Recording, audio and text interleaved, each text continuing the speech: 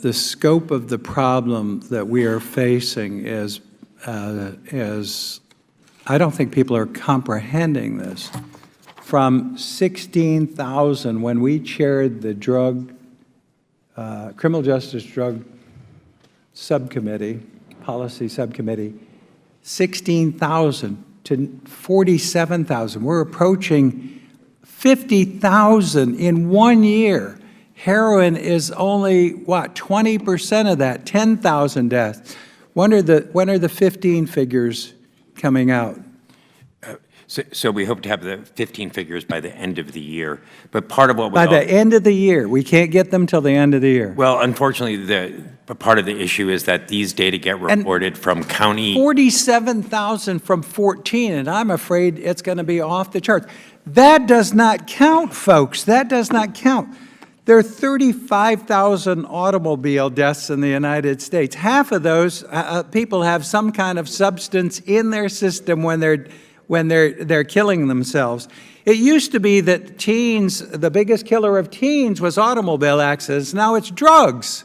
Is that right? That's yes. correct. It's killing our youth. We haven't even gotten into firearms. Firearms are the tool of the drug trade, and they have illegal weapons that they're using to commit robberies, mayhem. Again, it's an astounding number.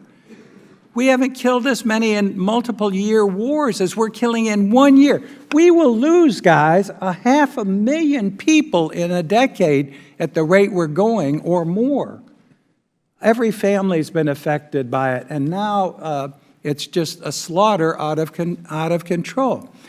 Now, we have lots of responsibility, and I'm all for treatment.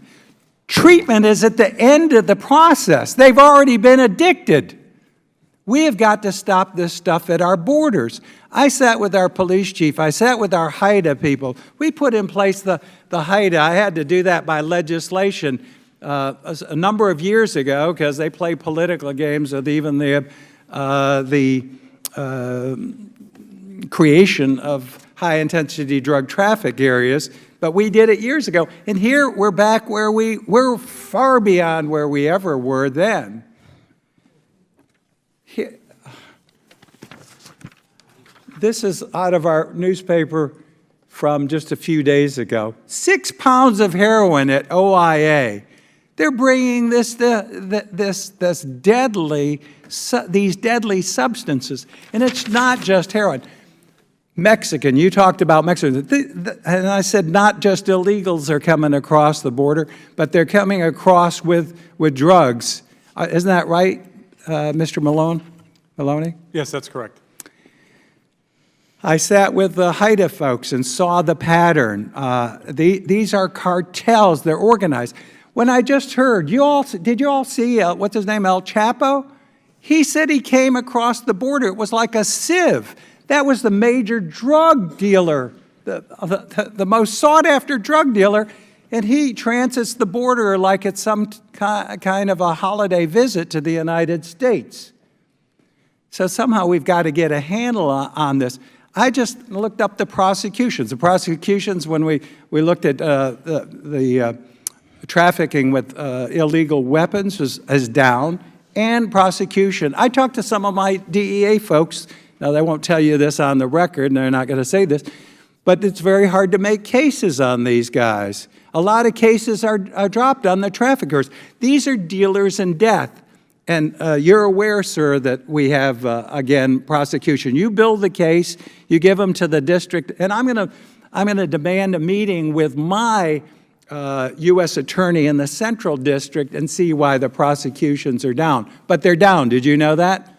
I have seen that they're down. However, I've also seen that sentences have gone up, and I've seen that we're focused on the worst. But they're telling me it's hard sometimes to make a case. These are murderers, and we can't stop them. They're bringing deadly substances in. And the trafficking pattern, too, trying to find out. Some is coming through the U.S. mail. I will say they told me the mail is starting to crack that down. It gets across the border, and then they transit it in the United States like they're sending some kind of a gift package. Is that correct, sir? Many ways that it comes across. Through packaging services. who also are intent on getting the package there on time. You got to get the deadly drugs there on time. So we've got to look at every avenue these guys are using. The border. I was in Mexico years ago. I don't know if you came with me on that trip, Mr. Cummings, but we warned them. It was now you do a DEA signature of, you can do that, of heroin and cocaine, can't you? Yes. And you have looked at the stuff coming across. Where's it coming from? Mexico. Mexico. And 15 years ago, it was all Colombia, wasn't it? It still comes from Colombia. It was Yeah, but majority it is was Colombia. primarily, Right. there was very little. There was some, I forget, was it black heroin or something coming out of Mexico? But Mexico were like the amateur hours in this game. Now they become the pros, and they're dumping this stuff in our communities. By the time we get to treatment, it's way too late. And it's kind of sad. I mean, I'm all for the naloxone and having that with our first responders where it should be. But I told you the story. One police chief told me 3 times in 1 week a student, they had to revive him. We're going to change out prescription drugs in the cabinet to naloxone so people are reviving their surviving kids and family. Where's the chart? Now, we have done a good job. Put the chart up on heroin versus... okay, look at the opioid drugs at the top and heroin.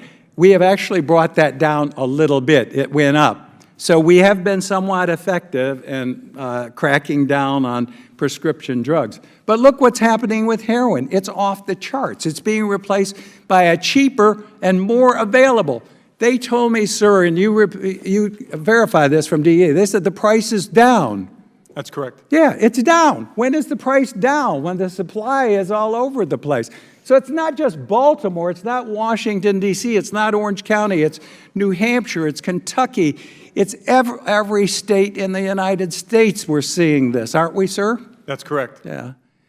So again, I get a little hot to trot over this, but you know, we deal with, our